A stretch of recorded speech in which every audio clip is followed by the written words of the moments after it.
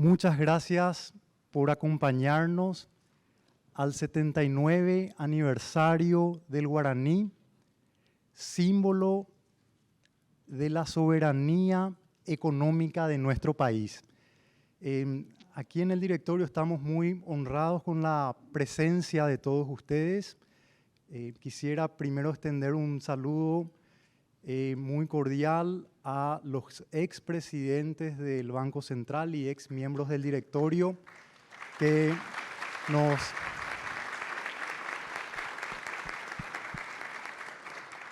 nos honran con su presencia. Veo también ex funcionarios del Banco Central.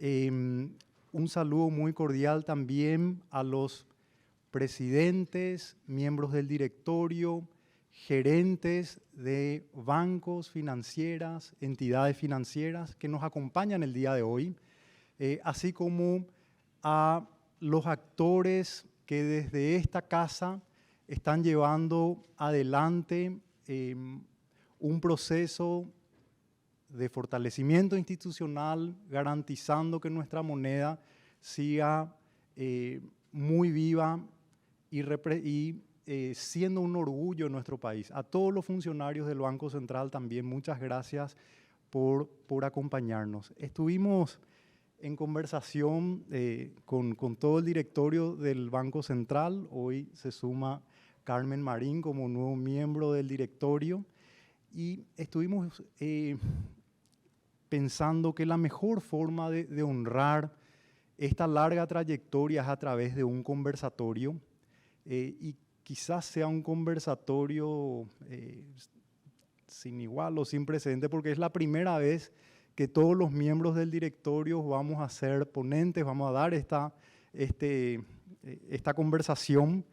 Y también es un evento que tiene ciertas características que lo hace único, porque vamos a hablar a la vez de las proyecciones, de lo que pretendemos hacia adelante. Creo que la mejor forma de honrar nuestra moneda es generando previsibilidad. Aquí no vamos a hablar de proyección económica. El equipo de Miguel Mora, todo el equipo de estudios económicos, ya tendremos esa oportunidad de hablar de proyecciones. Aquí queremos hablar de previsibilidad.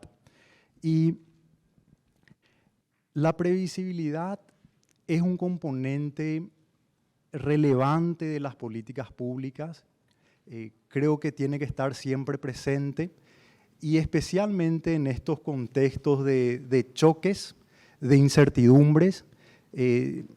La política pública tiene que rescatar la previsibilidad y que sea un faro en estas circunstancias que seguimos viviendo. Y creo también que la previsibilidad es un componente que al esclarecer, al clarificar, acelera los procesos en una agenda público-privada.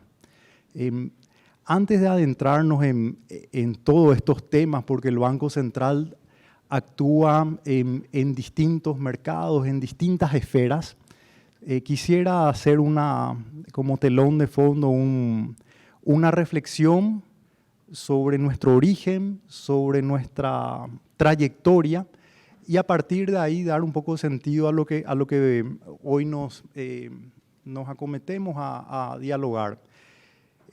Creo que el primer punto es destacar por qué nació el guaraní. Y el guaraní nació con la intención de garantizar la soberanía monetaria. Ese fue el propósito de la moneda.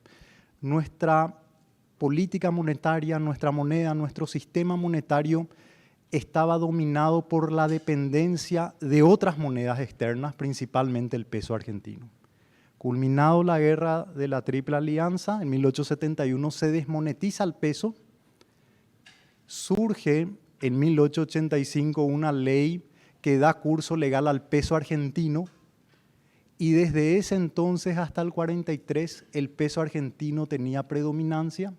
Obviamente también existieron emisiones de peso fuerte de algunas instituciones, de bancos privados, después de la oficina de cambios, etc. Pero el propósito fue ese, garantizar la soberanía monetaria, y la soberanía monetaria es la base para que nuestra economía y nuestra sociedad pueda progresar. Podríamos preguntarnos cuál es el avance, cuál es el desarrollo de nuestra moneda, y creo que la moneda es reflejo de la capacidad institucional. Y a lo largo de los años, la institución que fue acompañando el desarrollo de la moneda, la sostenibilidad de la moneda, surgió la Oficina de Cambios, el Banco de la República del Paraguay, el Banco del Paraguay, que fueron todos embriones del Banco Central, hasta que surgió el Banco Central del Paraguay 70 años atrás. Surge el Banco Central, pero creo que los marcos legales que se han incorporado han sido importantes.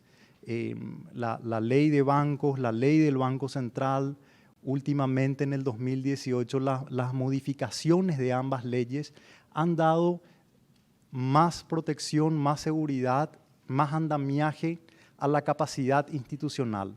Y esta capacidad institucional y nuestra moneda se vio reforzada no por ley, sino no solamente a través de una ley, sino debido a la rigurosidad y a la trayectoria de la política monetaria, que por cuenta propia decidimos adoptar los mejores estándares internacionales en la conducción de la política monetaria.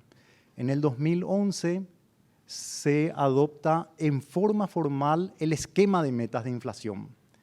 Y desde ese, y quizás ya desde antes, desde el 2008, 2006, en forma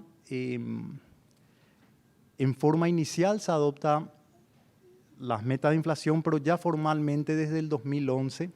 Y no son muchos los bancos centrales que adoptan este esquema porque requiere mucho tecnicismo. El Banco Central creció en ese tecnicismo para que esto tenga sentido.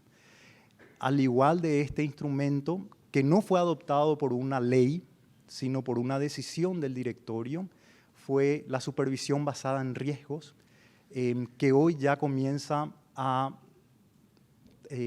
tener una madurez importante y que va creciendo y que en este proceso garantiza que el sistema financiero, el sistema bancario pueda ser más sostenible al incorporar en la supervisión y en la regulación y en la gestión misma de los bancos la gestión de distintos riesgos, del riesgo de liquidez, del riesgo operacional, del riesgo tecnológico, del riesgo de mercado, del riesgo cambiario, tecnológico, estratégico y del riesgo de lavado de dinero, que es el último que lo palpamos últimamente.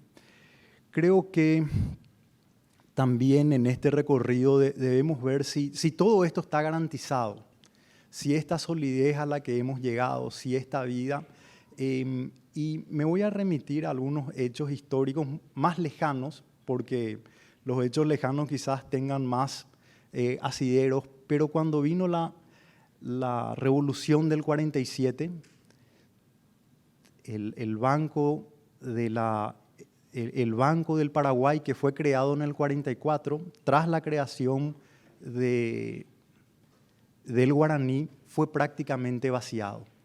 Las crisis económicas, las crisis sociales y las crisis políticas demuestran a lo largo de ciertos hechos el impacto que puede tener en la conducción monetaria, en la capacidad institucional, en la autonomía de un banco central, y probablemente un choque también de gran magnitud fue la culminación de Itaipú, y al culminar este gran motor de la economía, para buscar ingresos, quizás fuerzas políticas, fuerzas ajenas a la política también tuvieron una presión desmedida hacia el Banco Central, y ese proceso de conducción normal de la política monetaria se fue quebrando en el tiempo y tuvo una incidencia que arrastró hacia los 90.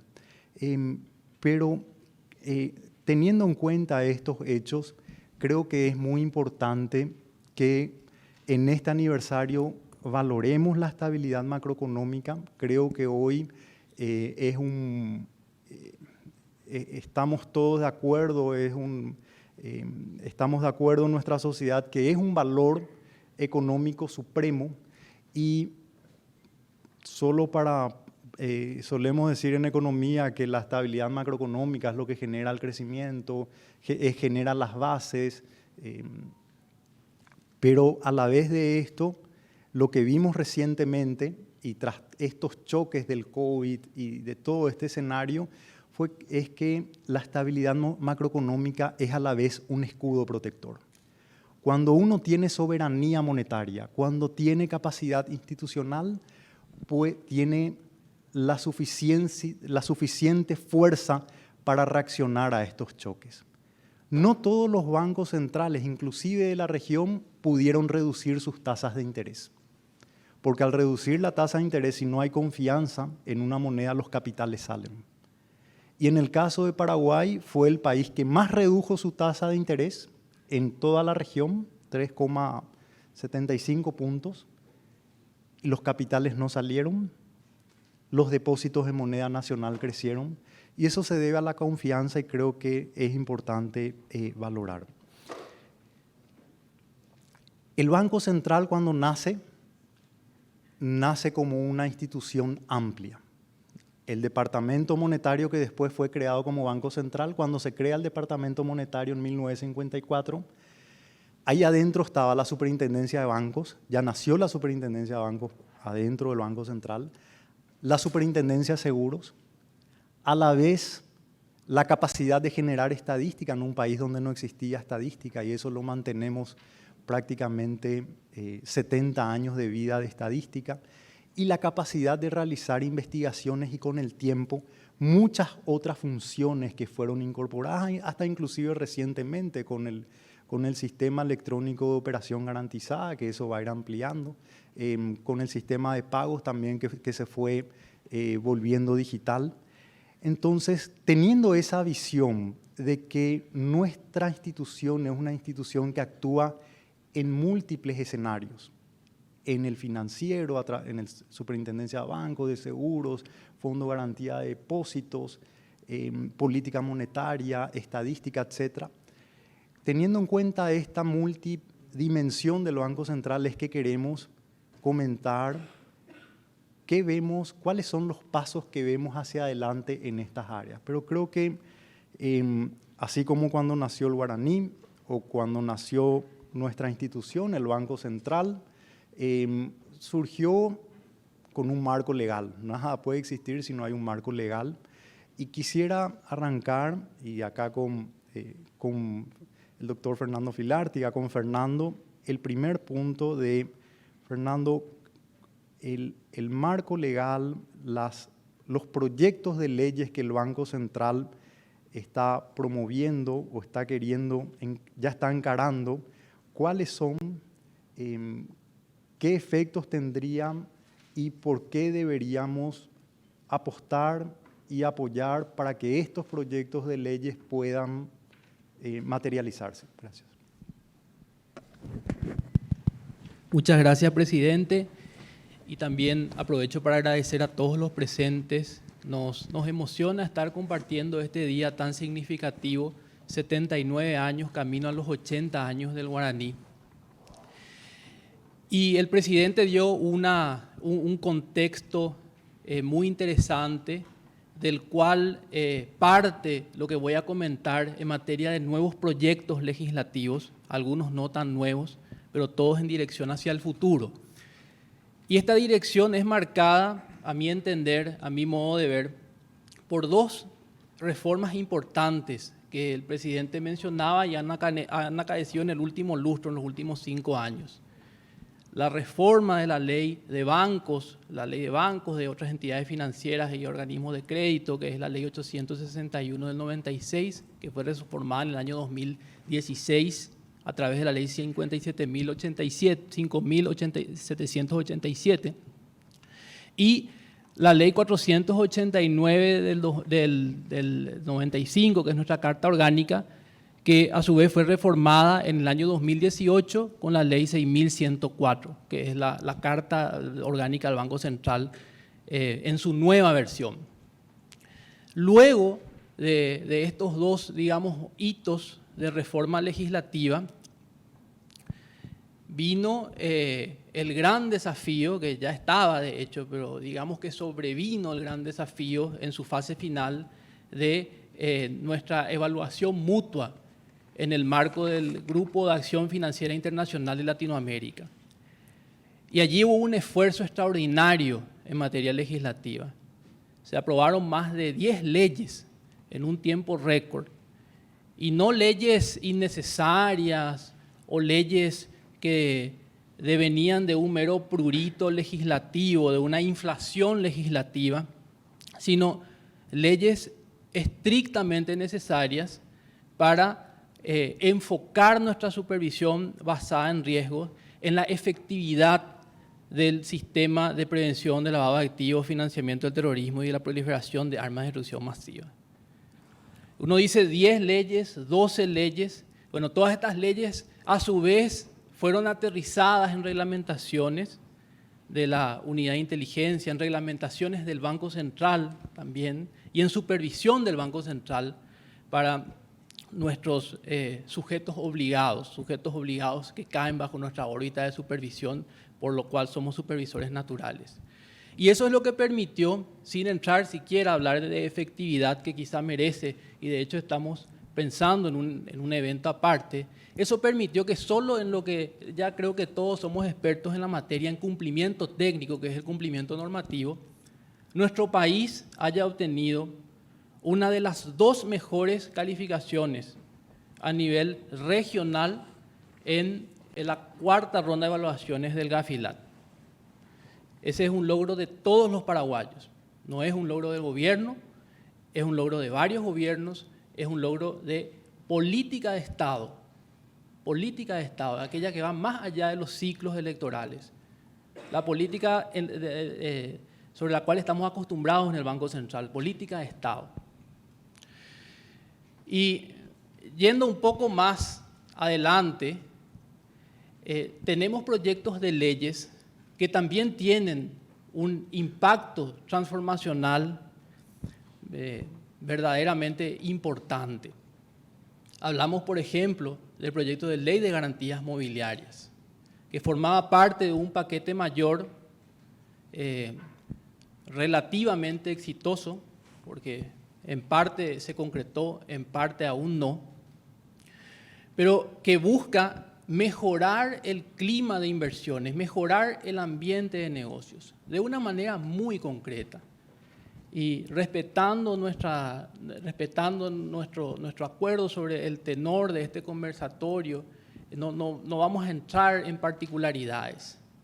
Nada más en decir que este proyecto de ley, que es reflejo del proyecto de ley modelo de la Comisión de Naciones Unidas para el Derecho Mercantil Internacional, transformaría la forma en que las MIPYMES pueden financiarse, porque flexibilizaría, facilitaría el otorgamiento crediticio en función de garantías muebles, que son más del 78% de los activos de estas empresas.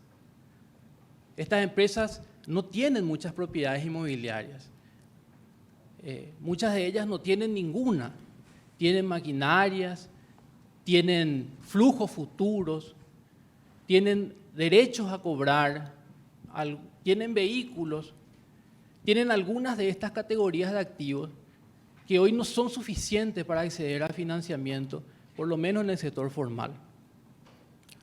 Hoy día en torno al 70-73% de los créditos son requeridos previa garantía inmobiliaria de bienes raíces. Entonces esta ley lo que busca y lo que va a lograr es facilitar el otorgamiento de créditos en función de garantías muebles.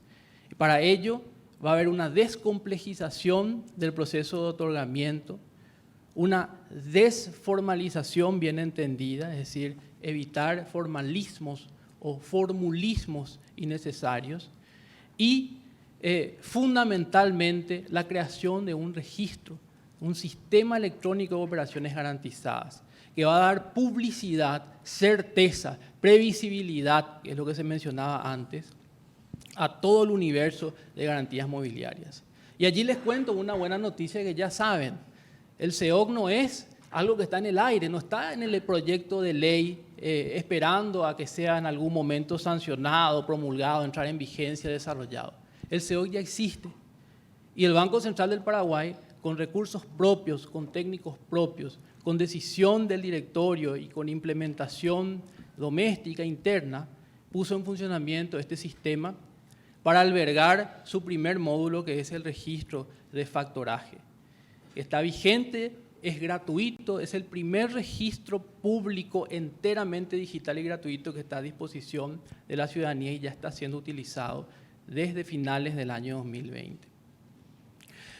Tenemos también otras leyes en proyecto. Queremos seguir el ejemplo de las modificaciones, de la modernización y el fortalecimiento que se logró en el sistema financiero en sentido estricto, replicándolo en el sistema financiero ampliado con la Superintendencia de Seguros. Un proyecto de ley que ya comenzó a trabajarse para reformar la Ley 827, que es la Ley de Seguros.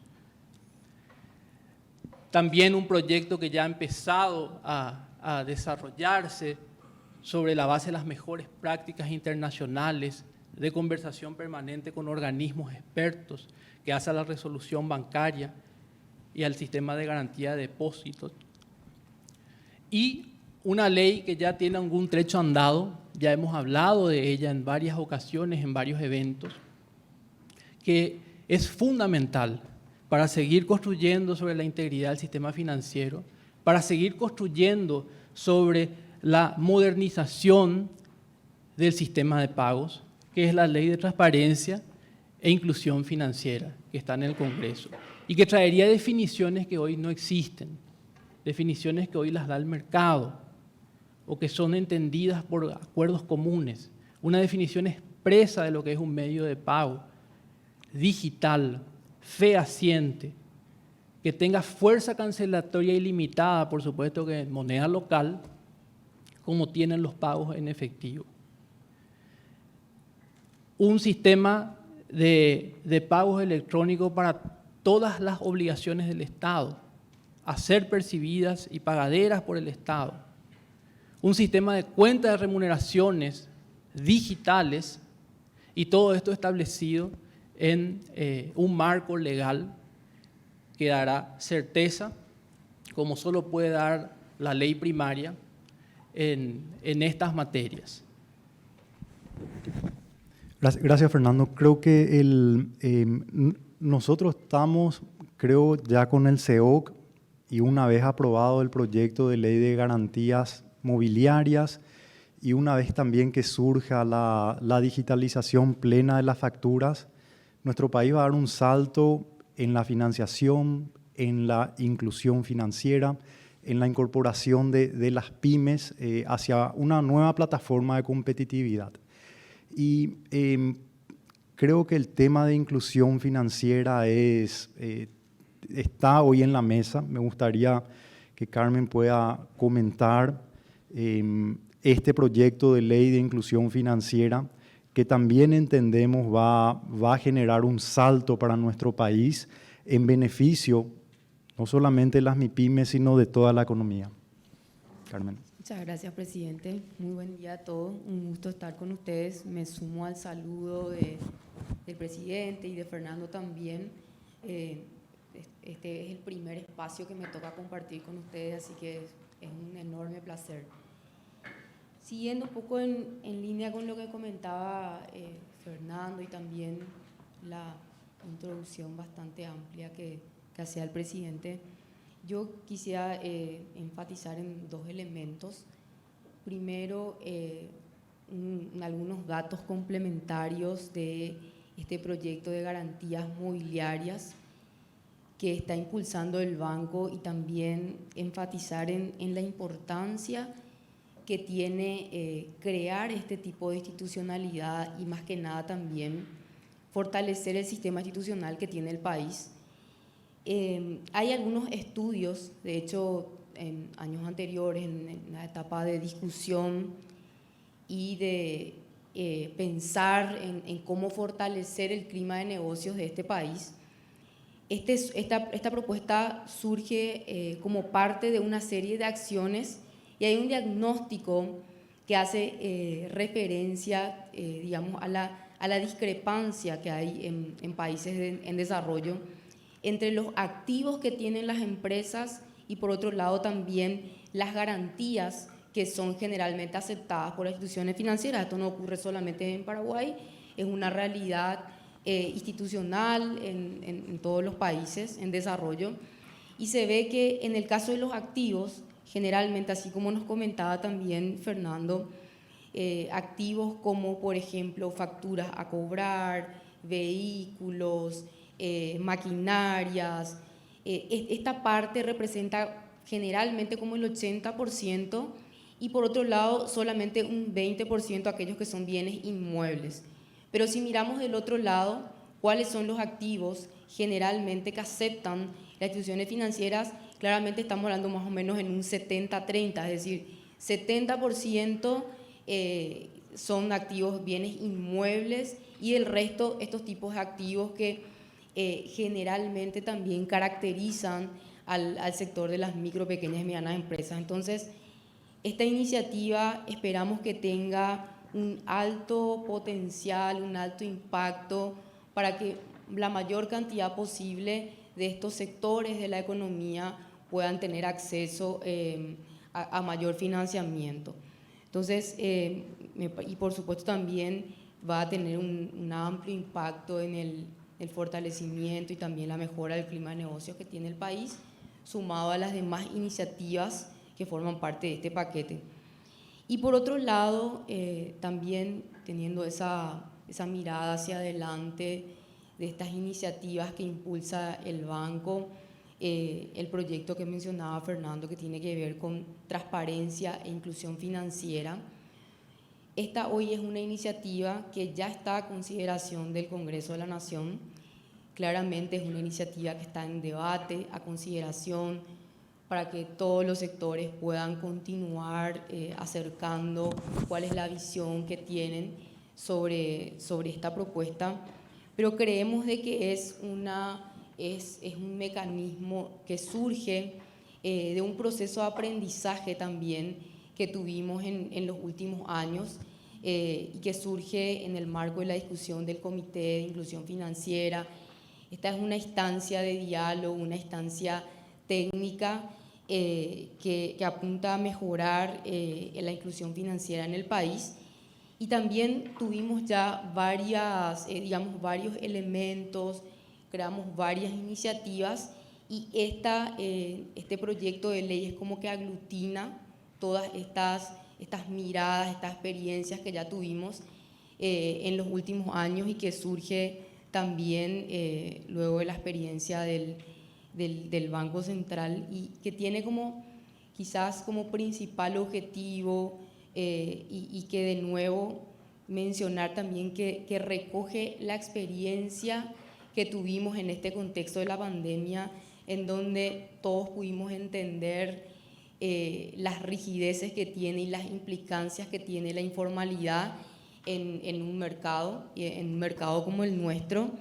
Y también probamos de que, estamos preparados como para tender a usar mayor cantidad de transacciones electrónicas.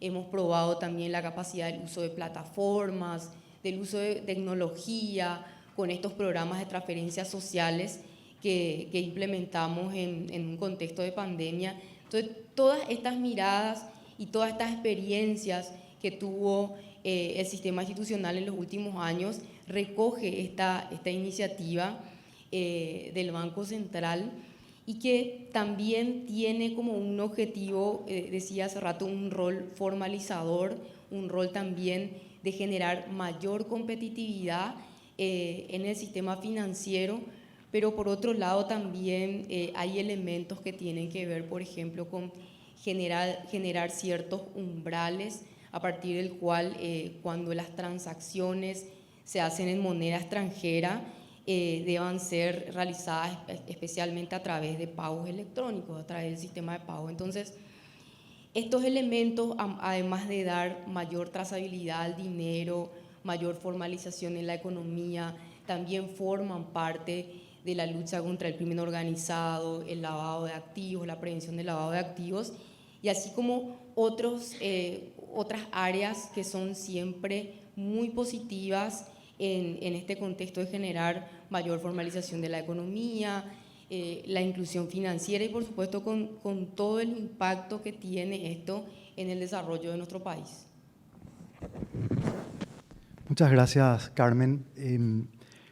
Creo que este proyecto de ley que comenta Carmen va a acelerar el proceso de transformación porque va a permitir que todas las empresas pequeñas, medianas, tengan que tener cuenta bancaria, que puedan realizar pagos de nómina, y al poner un umbral a las transacciones y un incentivo también en moneda nacional para que las transacciones se hagan a través del sistema financiero, va a acelerar este proceso. Y un umbral en moneda extranjera para que todo se haga en forma digital, que uno no pueda comprar un vehículo, por ejemplo, 30.000, 50.000, 100.000 dólares en efectivo o una estancia. Creo que necesitamos esa trazabilidad y al generar esa trazabilidad, bueno, el sistema financiero la economía se va a robustecer, el sistema financiero también, y todos vamos a salir muy fortalecidos, creo. Hace unos días estuve con presidentes de bancos centrales de otros países, y ya hablando de realidad, no de proyectos, estaban muy interesados en el avance del sistema de pagos de Paraguay. Querían conocer, querían saber cuáles eran sus características. Creo que la otra cara de la moneda ya real de lo que es inclusión financiera ya se está dando por este salto que dimos en el CIPAP con la incorporación del sistema de pagos instantáneo, que fue un esfuerzo público-privado. Y me gustaría, María Fernanda, que puedas comentarnos cuál es el avance que tenemos hoy en el SPI, cuáles son los pasos hacia adelante que tenemos ahí y por qué creemos que esto ya es transformador. Gracias. Gracias, presidente, y también quiero agradecer a todos los presentes, muchos de los cuales están volviendo a su casa, entonces para nosotros es un placer celebrar este día con esta concurrencia. Así como dijiste, presidente, yo creo que el sistema de pago ya no es un sueño, es una realidad. Hoy en Paraguay se transa más de 80.000 millones de dólares a través de CIPAP, ahora en el 2022. Y esto fue un esfuerzo enorme del sector público y del sector privado. Realmente el equipo del Banco Central ha trabajado de manera intensa, sin descanso, y también todo el sector financiero, con inversiones importantes para que esto pueda ser posible. ¿Por qué? ¿Por qué un sistema de pago? ¿Por qué nos metemos en un sistema de pago? Y vemos que dentro de los objetivos del Banco Central está la estabilidad de precios, pero también está la estabilidad del sistema financiero. Y no podemos hablar de un sistema financiero estable sin un sistema de pago eficiente y fluido. Es por eso que a fines del 90 y ya a principios del 2000, varios bancos centrales inician este proceso en el desarrollo de nuevos sistemas de pagos y sobre todo en un marco regulatorio que agrupe esto.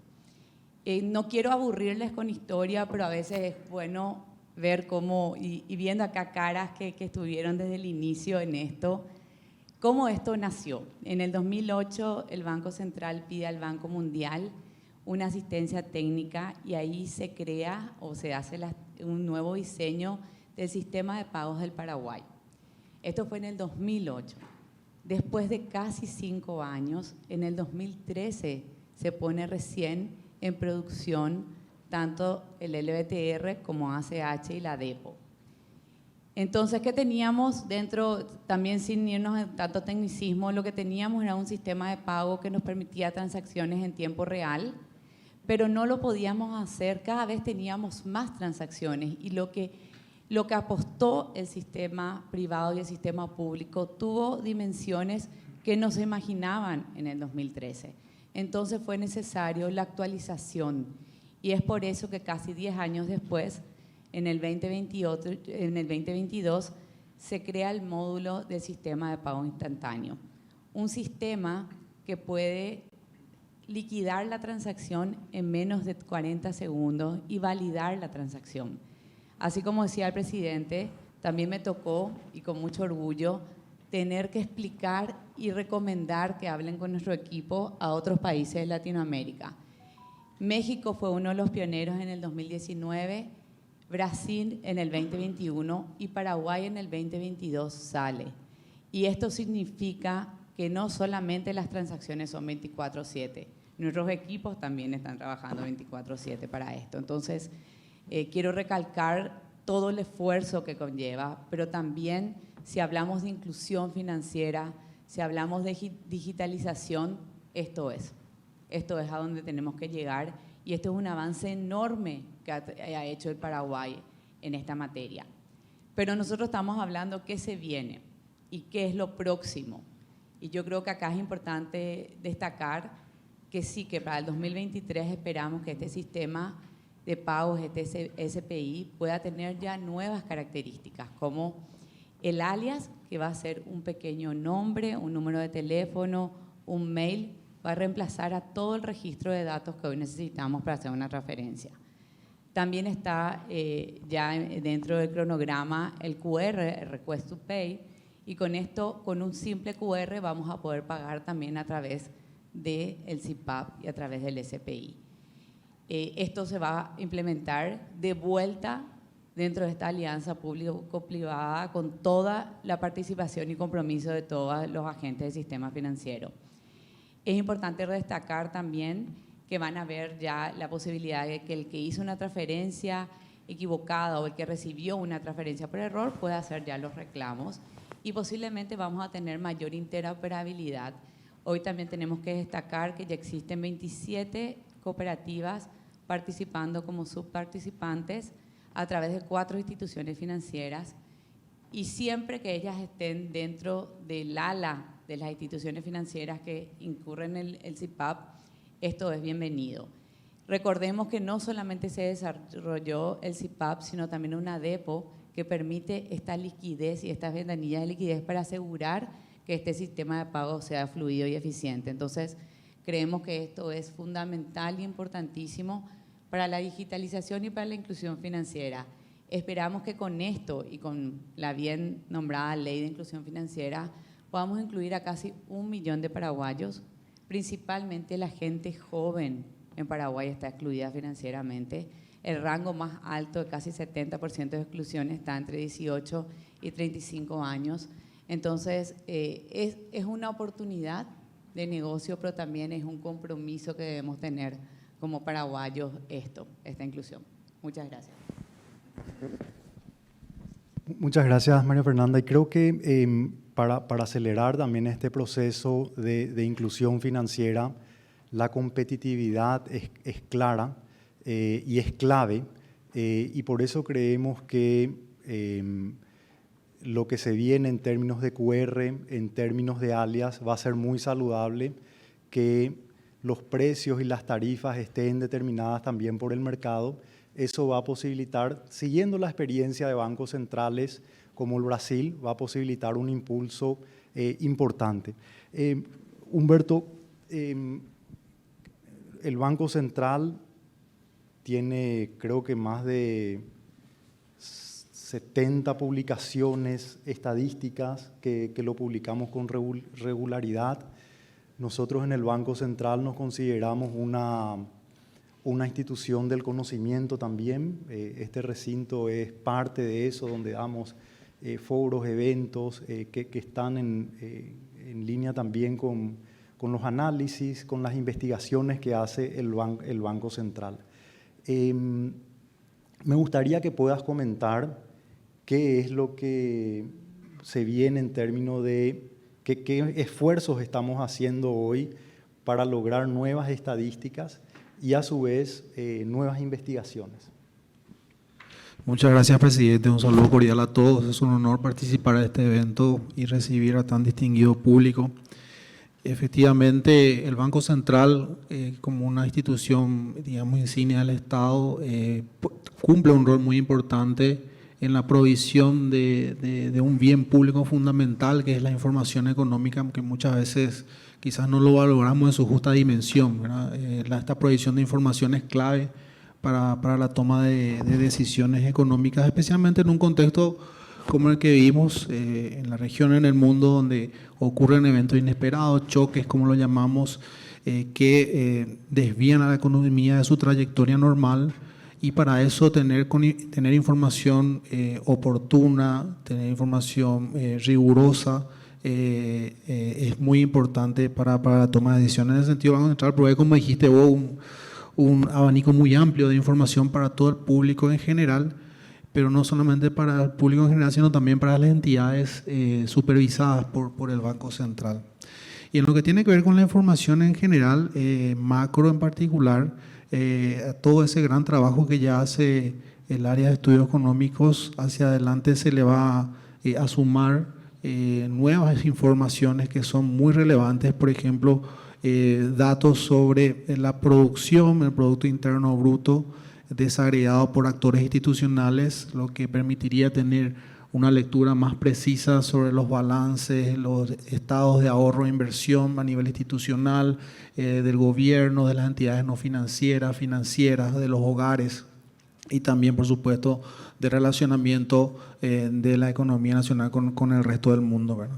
Eso creo que es un elemento muy importante, y también a esto se le sumaría tener esta información del Producto Interno Bruto abierta por regiones y por departamentos más en particular, lo cual es muy importante para dimensionar el volumen de aquellas grandes regiones productivas, pero también estas nuevas ciudades emergentes que tenemos en el interior del país, en particular, que tienen una dinámica, o que vienen teniendo una dinámica muy importante. Estas son informaciones que se van a sumar a todo el abanico de información macroeconómica que ya pone a disposición el Banco Central. Y en lo que tiene que ver con la información que el banco provee a través de las superintendencias de bancos, de seguros, también se va a sumar nueva informaciones recientes que creo que son muy valoradas por el sector financiero, que nos ha manifestado en varias oportunidades. Hoy tenemos unos servicios web donde tienen acceso a información sobre los estados de deuda y otras informaciones cualitativas de los clientes de todas las instituciones. A eso se le va a ir sumando también todo lo que tenga que ver con una mayor apertura de los depósitos que tienen las personas en el sistema, y hacia adelante esperamos, a través de un convenio que estamos avanzando muy bien con la Subsecretaría de Estado de Tributación, tener información sobre los ingresos, activos, balances, y por ende una relación de ingresos-deuda que va a ser muy importante también, para que toda esa información macro se complementa también con la información más particular del sistema financiero, en este afán, digamos, de tener una lectura y una gestión macrofinanciera muy prudente y sustentable. Gracias, Humberto. Las políticas públicas creo que van a, y todas las decisiones en el sector privado, cuando tengamos información del PIB por departamento, va a ser un dato bastante utilizado. Creo también que lo que comentaba Humberto de este acuerdo que tenemos con la SED va a posibilitar que tengamos a disposición estadísticas de las MIPYMES o de los sectores económicos que toman crédito por sector económico. O sea, ¿cuál es hoy el nivel de endeudamiento de las pequeñas empresas agrícolas o de las medianas empresas industriales? Tener esa información va a ser de mucha relevancia. Hemos visto que cuando pasamos por el COVID queríamos saber, bueno, cómo está tal sector de la economía, y al carecer de esa información, tanto la gestión de las entidades financieras como de las políticas públicas se ve muy afectada. Nuestro esfuerzo es llevar las estadísticas a su máximo nivel. Creo que hoy con toda esta tecnología, con estas bases de datos, incorporar inteligencia artificial para también extraer información del sistema de pagos pueda generar una herramienta para la gestión y para las políticas públicas. Ustedes verán también en términos de publicación de la Superintendencia de Bancos nuevos boletines, que estos boletines están mejorando. Creemos que las decisiones correctas se basan en información y ahí estamos abiertos para ver qué otro tipo de información requerimos, más allá de los desarrollos web service que hicimos. El Banco Central, de toda esta estadística, requiere de sistemas, requiere de certificaciones también, y el Banco Central ya hace un par de años vino desarrollando un sistema de información contable que es NIF, que es un estándar internacional de cómo se tiene que publicar los balances. Somos la primera institución en el país pública en tenerlo. Y me gustaría, Carmen, que puedas comentar cuál fue el desafío, cómo lo logramos, qué implicó y qué se viene hacia adelante en términos de las NIF para el sistema financiero y para la economía. Gracias, presidente. Siguiendo entonces lo que ya mencionaste en términos de importancia de la información financiera, la información económica, como bien mencionaba el presidente, el Banco Central es la primera institución pública que adecua el marco contable a estos estándares de las normas internacionales de información financiera en cuanto a sus estados contables. Un poco antes de destacar quizás la relevancia que tiene esto y también, si bien es cierto, también representa como un paso más hacia migrar hacia los estándares internacionales, hacia las buenas prácticas en cuanto al manejo contable, al manejo estadístico de las cuentas de los bancos centrales. Hay hitos importantes, esto es algo que realmente le llevó al banco una trayectoria de aprendizaje. Ya arrancaba este tipo de estudios en el 2016, cuando el banco ya empezaba a recibir apoyo internacional en términos de asesoramiento.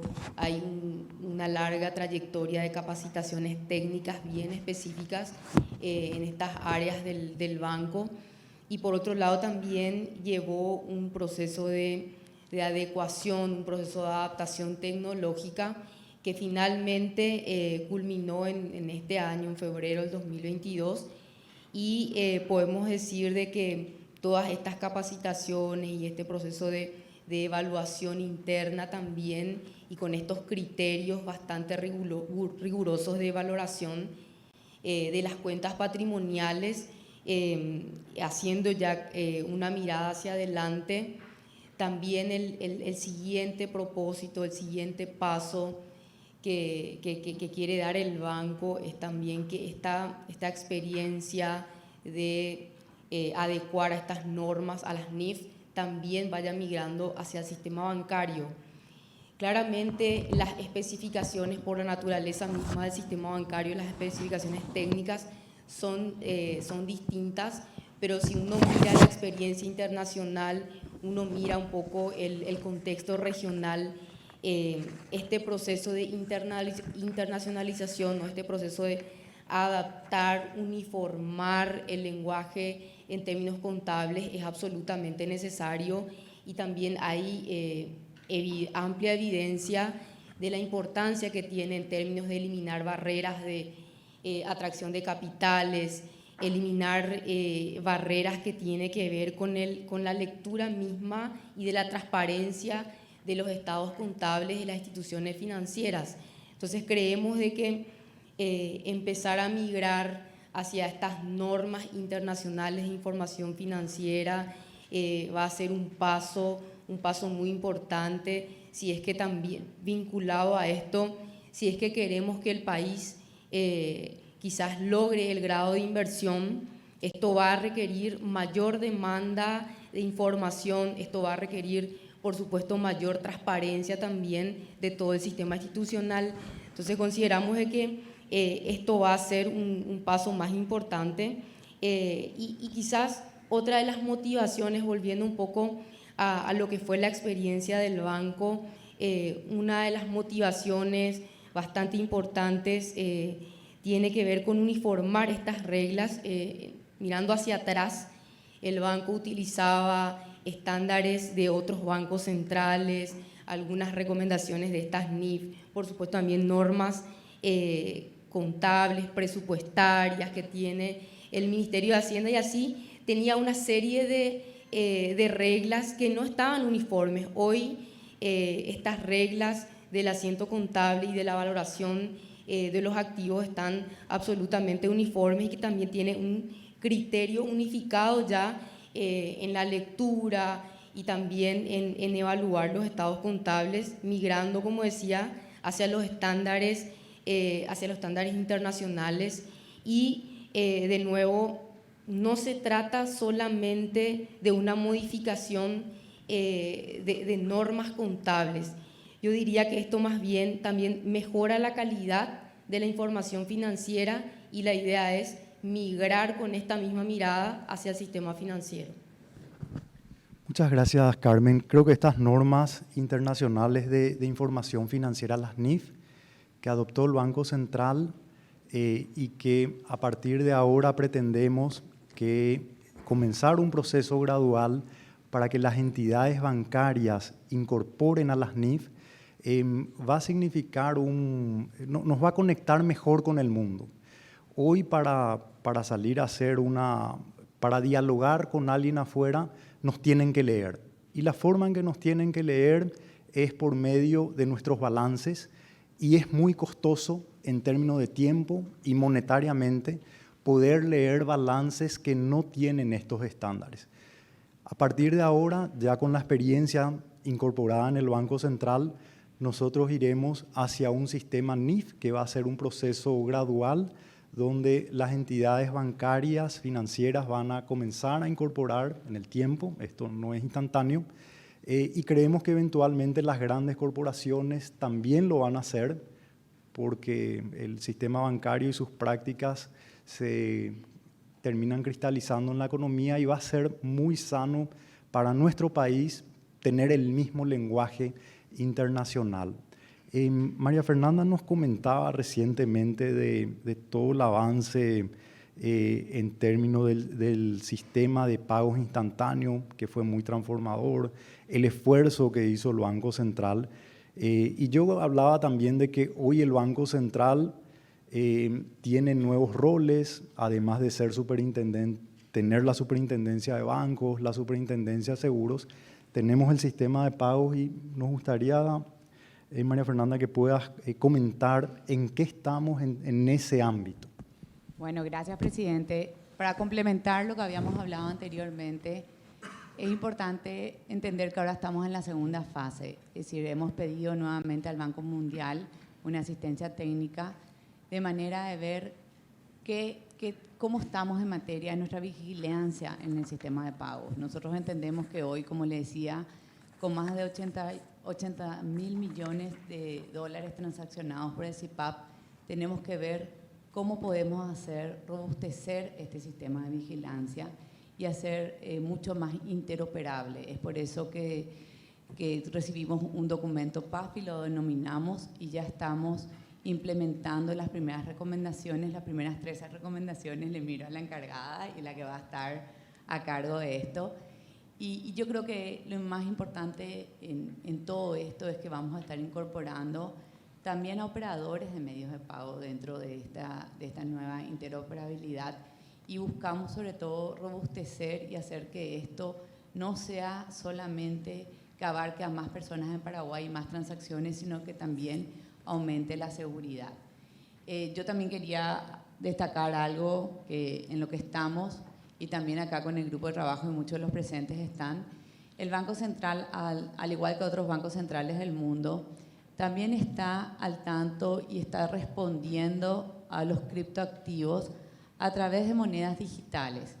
Nosotros hemos establecido ya en el 2021 una mesa de trabajo para el estudio de una moneda digital con el sustento de lo que hace un banco central, y estamos estudiando qué efecto tiene en la política monetaria, en la estabilidad del sistema financiero, y es por eso que tenemos, yo creo que a las mentes más brillantes de la institución en esto, y sobre todo queremos responder. Ya hay países que están mucho más avanzados, ustedes saben el caso de Bahamas, inclusive Brasil, pero estamos en esto y yo creo que vamos a estar respondiendo en forma oportuna a medida que esto tenga una dimensión diferente. Esto va a permitir una interoperabilidad en medios de pagos también muy diferente entre países, y creo que Paraguay no puede estar ausente de también analizarla con la seriedad que corresponde una moneda digital.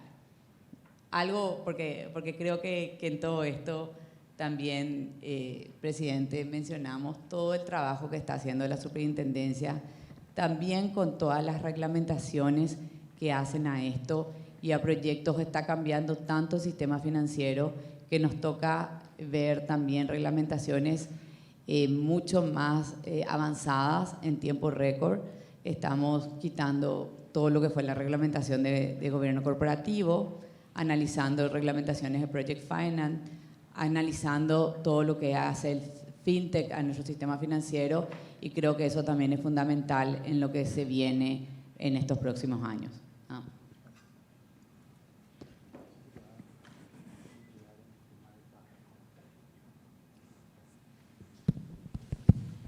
Sí, es muy importante lo que mencionaba recién María Fernanda, y si me permitís, María Fernanda, quizá dar algunos detalles adicionales de lo que fue la evaluación PAFI. La evaluación PAFI es un producto comprensivo del Banco Mundial que mira y mide los aspectos de pago de la inclusión financiera, específicamente los aspectos de pago. Y allí se ha recogido una serie de cuestiones que vamos a trabajar, como ya bien mencionaba María Fernanda, que ya hemos empezado a trabajar, que hacen a el aspecto normativo, el aspecto regulatorio, el tratar adecuadamente eventuales asimetrías en el mercado con reglas claras, con reglas ecuánimes y eficientes.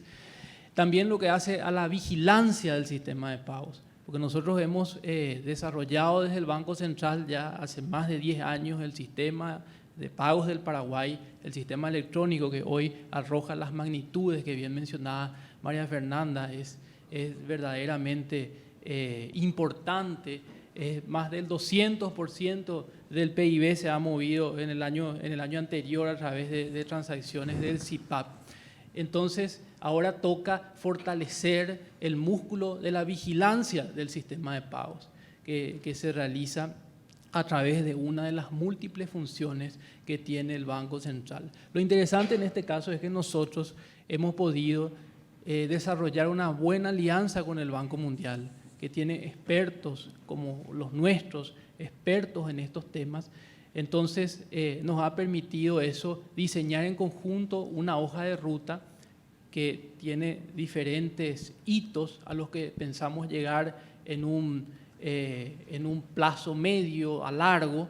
Entonces, esto va a poder ir desarrollándose a través de los próximos años para no solamente construir sobre los sólidos fundamentos de nuestro sistema de pago actual con todas las etapas que aún sobrevienen al sistema de pagos instantáneos, el SPI 24/7, como bien ya mencionaba María Fernanda, sino también asegurar que la vigilancia es correcta, la protección al consumidor y todo lo que hace a la buena gobernanza, a la buena supervisión de este sistema. Muchas gracias, María Fernanda y Fernando, por pintar un poco el escenario en lo que hace a la vigilancia y a la supervisión del sistema de pagos que estamos iniciando.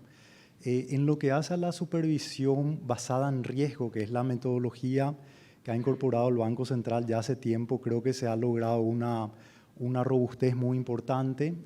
Hoy la supervisión ya está completando una segunda vuelta de este proceso de control, de incorporar las informaciones en las matrices de riesgo y de tener un entendimiento de cuál es y cómo están las entidades en función a los múltiples riesgos que tienen que ser gestionados. Me gustaría que Humberto pueda comentar, bueno, en este ámbito de supervisión basado en riesgos también, cuáles son las normativas, las resoluciones o los temas que vamos a estar prosiguiendo la incorporación de nuevas fases. Sí, presidente, y complementando un poco lo que decía María Fernanda, también hay un énfasis en la política pública del Banco Central en promover las inversiones en el Paraguay en las últimas resoluciones de la Super de Bancos que tienen que ver con inversiones de largo plazo, también en lo que tiene que ver con supervisión financiera y en materia de riesgos, lo que tiene que ver con inversiones en títulos en el exterior y próximamente también apoyando el desarrollo de la economía, una normativa que, digamos, de alguna manera estaría en línea con estas nuevas modalidades de inversión, como de cierta manera tiene que ver con lo de Project Finance, ¿verdad? Y en lo que mencionabas, el tema de supervisión financiera basada en riesgos, hay un proceso donde se busca, por supuesto, tener una buena cobertura ante los riesgos que típicamente afectan a la economía y la adecuación del capital de las entidades financieras en base a los nuevos estándares va a ser un tema de trabajo con el sector financiero, donde lo que se busca es, por supuesto, tener no solamente los muy buenos niveles de capital que hoy tenemos, sino una estructura que esté basado, que esté ponderado de acuerdo a los riesgos típicos que enfrentan las entidades, ¿verdad? También mencionar que todo esto de la estabilidad financiera, la estabilidad macroeconómica es muy importante y todo esto va cambiando con una dinámica muy importante y en ese sentido la investigación económica que hace el Banco Central es muy importante. El Banco Central tiene un equipo de investigadores de primera línea con doctorados en las mejores universidades del mundo que va a seguir con una agenda de investigación bastante amplia, analizando temas que tienen que ver, por ejemplo, con fricciones financieras. De hecho, la idea es ampliar el modelo también, que es un trabajo del área de estudio económico importante, ampliar el modelo de proyecciones semiestructural incorporando fricciones financieras, también trabajos en esa línea, trabajo en lo que tiene que ver con la política macroeconómica, coordinación, gasto público, entre otros temas que son importantes. Y en esa línea, yo recuerdo un libro que se había quitado hace un tiempo atrás, que tenía que ver con Paraguay, más allá de la estabilidad económica, y junto con otro colega mostrábamos que la coordinación de las políticas macro ha sido importante para la estabilidad macroeconómica. En ese sentido, consideramos importante también para darle previsibilidad a la economía en un contexto que nos va a tocar atravesar electoral y blindar la economía, esta iniciativa de incorporar este instrumento de coordinación de políticas PCI con el Fondo Monetario Internacional, que está todavía en discusión en el ámbito del equipo económico nacional, va a ser un elemento importante, que es una herramienta no financiera, pero que le da un respaldo importante a las reformas que están en discusión en la agenda pública, en la agenda legislativa. Creemos que eso también va a ser significativo para darle, digamos que una continuidad al proceso de crecimiento de nuestro país. Muchas gracias, Humberto. Quizás para rescatar dentro de todas las investigaciones que está haciendo el área, estas investigaciones también sirven para que nosotros tomemos buenas decisiones. Otra parte de la investigación, naturalmente, son investigaciones científicas que tratan de esclarecer algunos temas en cuestiones monetarias, económicas, pero también para que tengamos un entendimiento de nuestra economía y todos podamos tomar buenas decisiones. Dentro de los modelos que hoy se está haciendo, además del de pronóstico, de proyecciones que comentó Humberto, está el modelo de shock financieros, que es un modelo bastante robusto que va a poder anticipar al Banco Central y tener una información correcta de qué ocurriría si hay tal o cual choque y cómo eso incide en el sistema financiero. Tenemos un modelo, pero a partir de ahora vamos a tener un modelo muy riguroso con los mejores estándares internacionales. El Banco Central ya tiene una larga trayectoria de fortalecimiento institucional, de fortalecimiento tecnicismo. Solo para tirar unos datos, el 46% de nuestros funcionarios tiene maestrías. Si hace un ejercicio mental alguien del sector privado de cuántas personas tienen maestría en su plantel, probablemente el número no llega al 5 o al 10%. A la vez, y creemos que este número es creciente, que estamos apostando en eso. A la vez, ya hoy tenemos prácticamente 10 PhDs y también un esfuerzo para que el Banco Central como institución del conocimiento pueda seguir en esa línea. Creo que en el Banco Central hace tiempo todo está encarrilado, la política monetaria está encarrilada, tenemos un esquema de metas de inflación. Cuando yo asumí, muchos me preguntaron, bueno, ¿qué vas a hacer de nuevo? Y lo mejor que puedo hacer es, ya está el carril tiene que seguir, quizás algunos temas de direccionamiento, como es propio.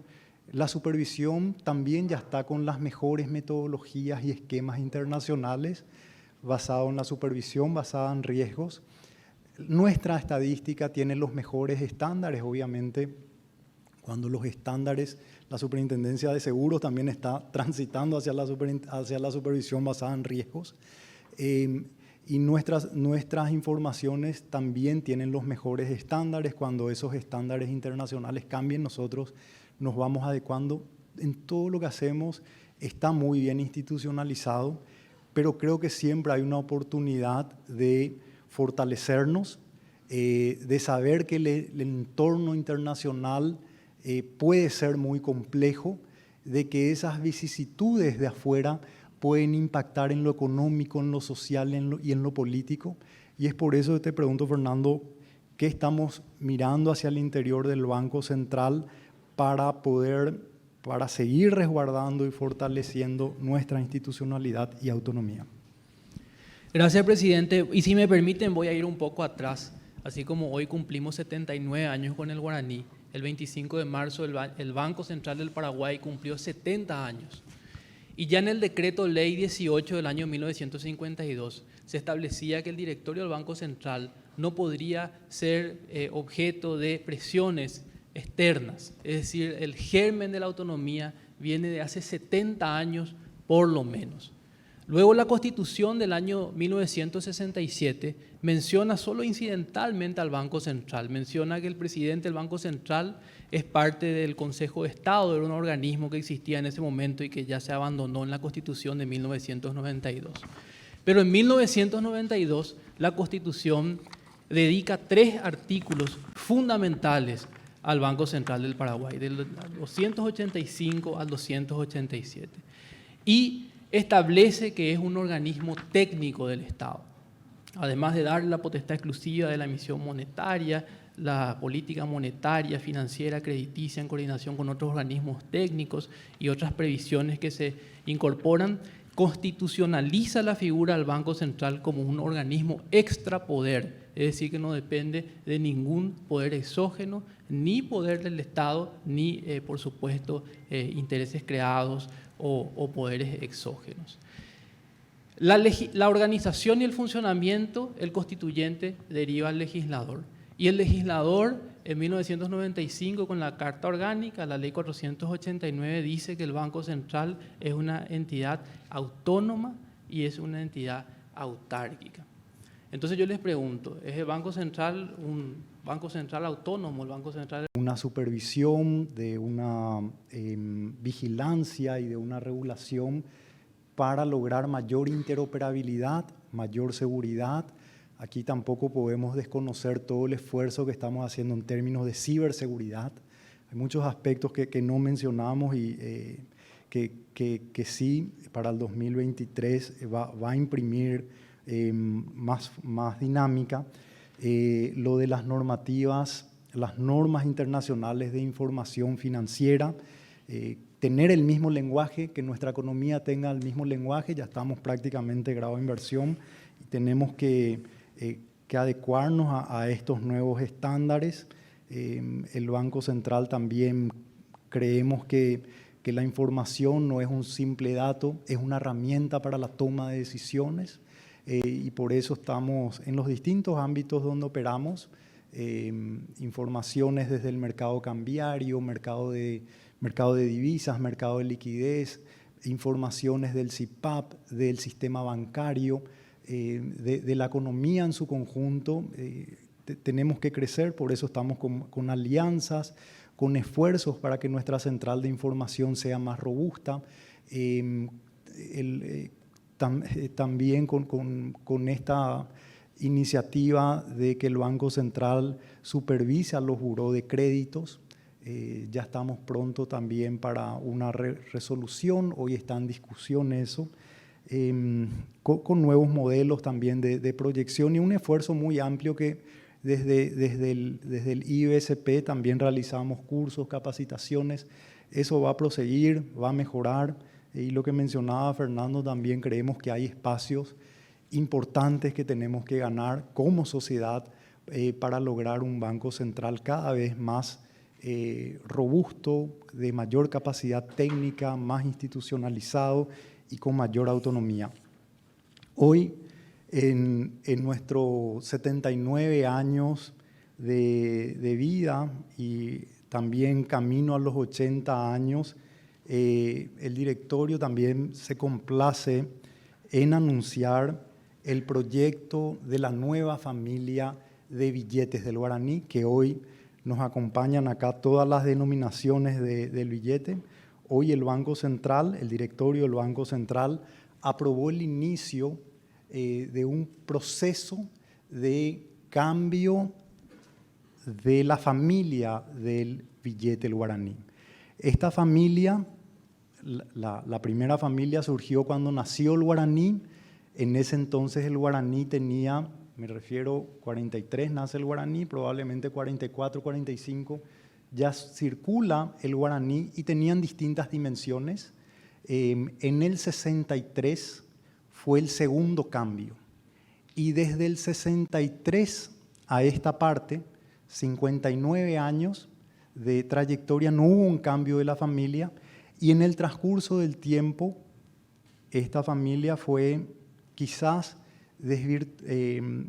modificándose sus formas, sus características. Aquí, por ejemplo, tenemos el billete de 50.000, la persona que está en el billete Mangoré está en el medio, en otro billete los personajes históricos están a un extremo, en el reverso de los billetes tenemos lugares históricos, en algunos tenemos hechos históricos, en otros tenemos guitarra, tenemos personas y también todo el trazo, todo el diseño de nuestra moneda, de nuestro billete, cuando uno lo analiza, en el tiempo se fue desfigurando y este es el símbolo nuestro guaraní que representa el símbolo de soberanía nacional, es un tema de orgullo y lo que pretendemos, tras un estudio muy amplio que hicimos en el interior del banco,